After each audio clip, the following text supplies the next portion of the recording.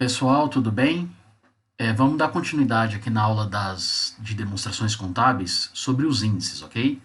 A gente já falou sobre o índice de liquidez, o índice de endividamento e agora a gente vai falar sobre o índice de rentabilidade. O índice de liquidez e o índice de endividamento são índices que a gente mede a situação financeira da empresa. E o índice de rentabilidade a gente quer medir a situação econômica da empresa. O índice de rentabilidade, ele trabalha muito com o DRE.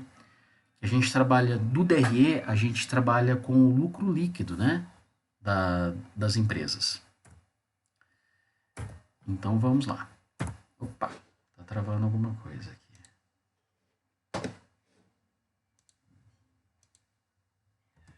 Isso. Então a gente já falou sobre o liquidez, o índice de endividamento, que são índices financeiros, e agora a gente vai falar sobre o índice de rentabilidade, que é o índice econômico, rentabilidade da empresa e rentabilidade do empresário, correto?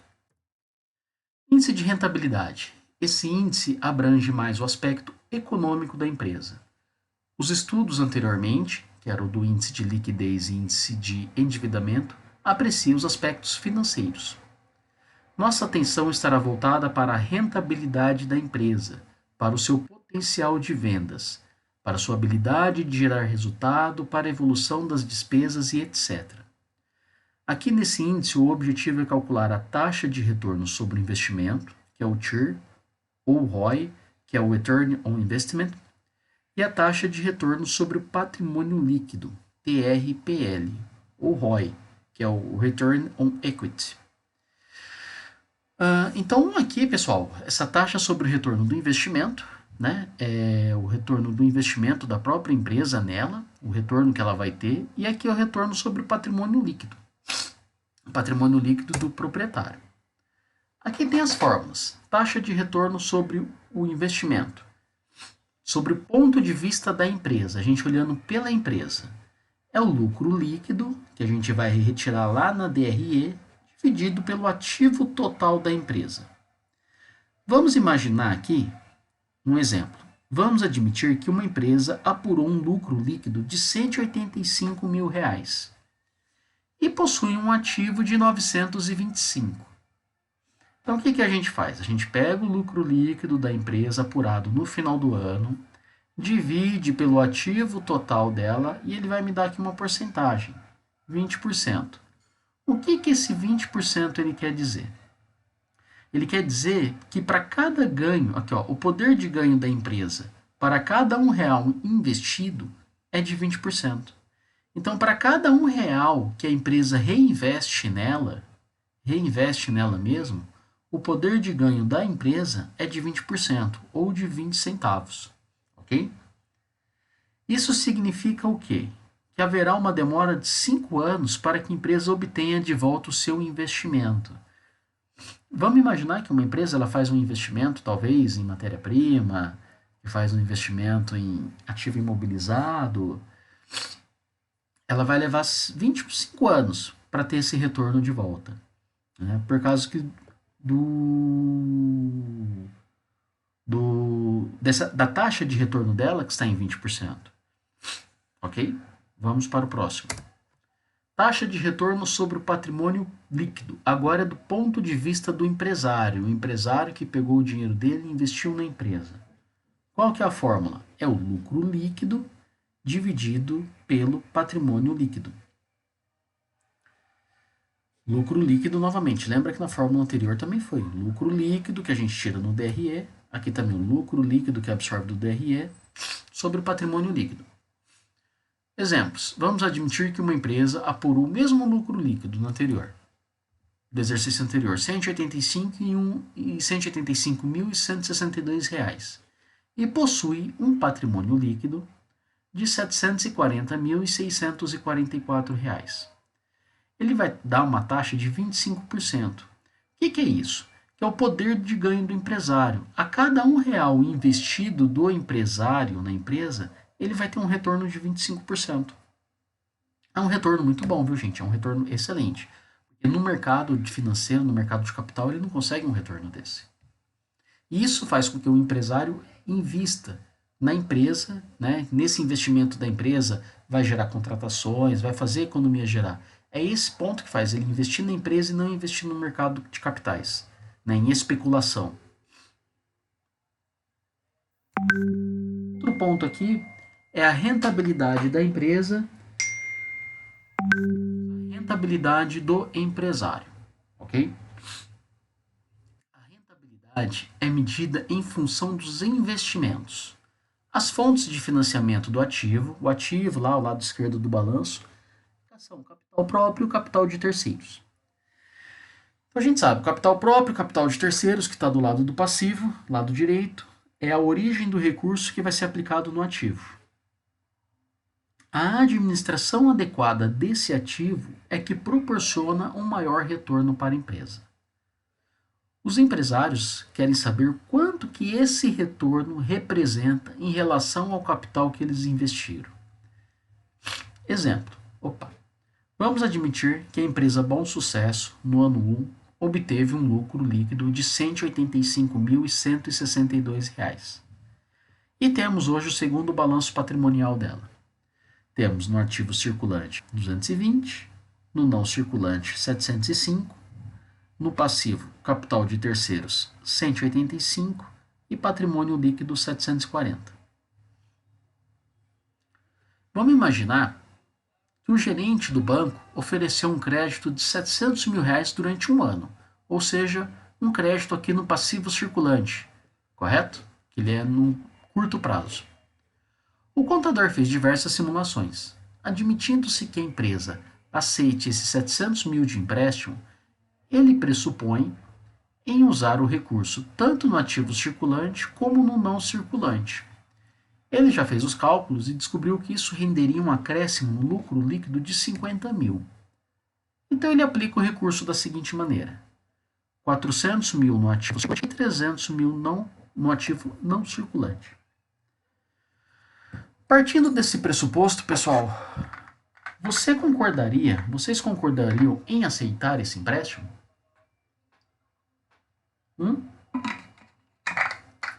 Vamos lá.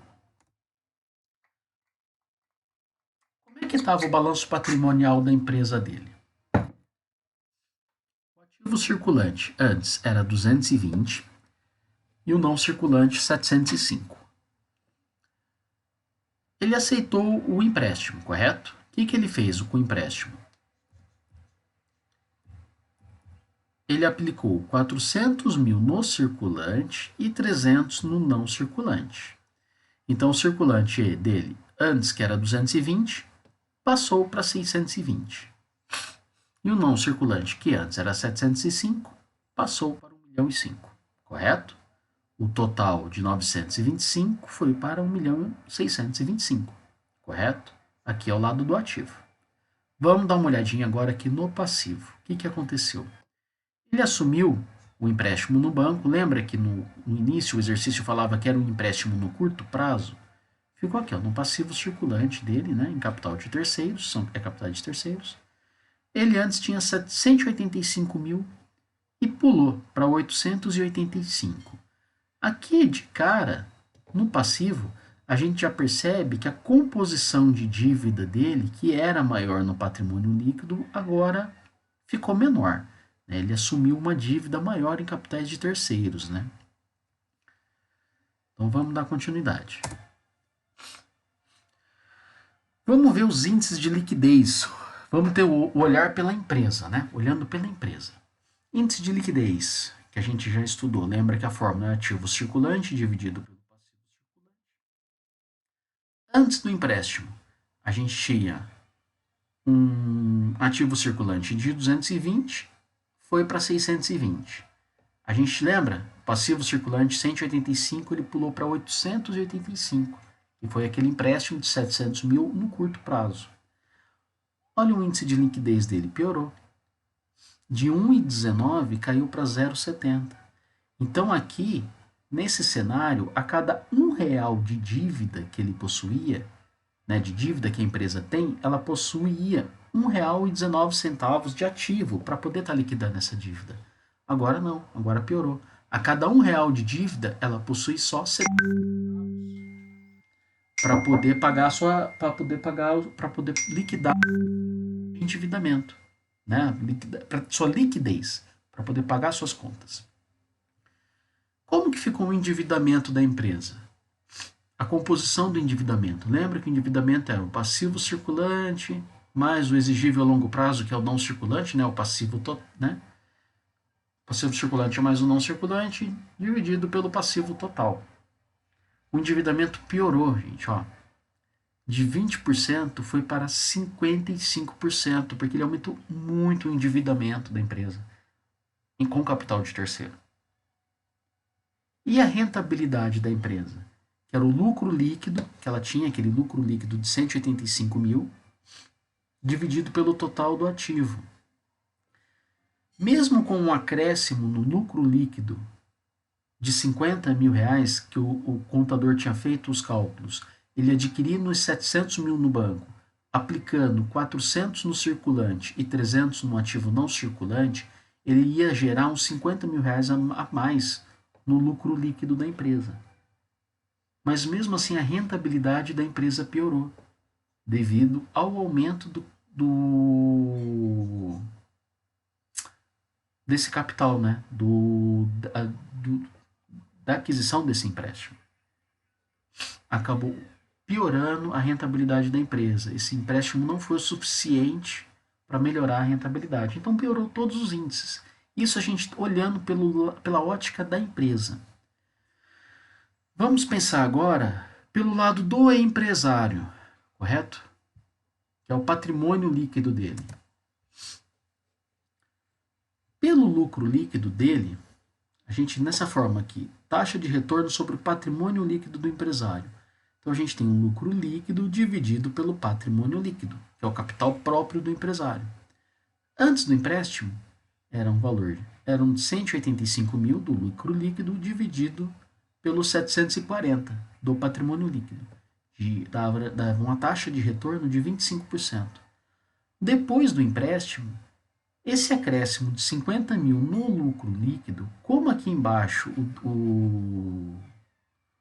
não mudou o patrimônio líquido da empresa, mas teve um acréscimo no lucro líquido, a rentabilidade pelo lado do empresário melhorou.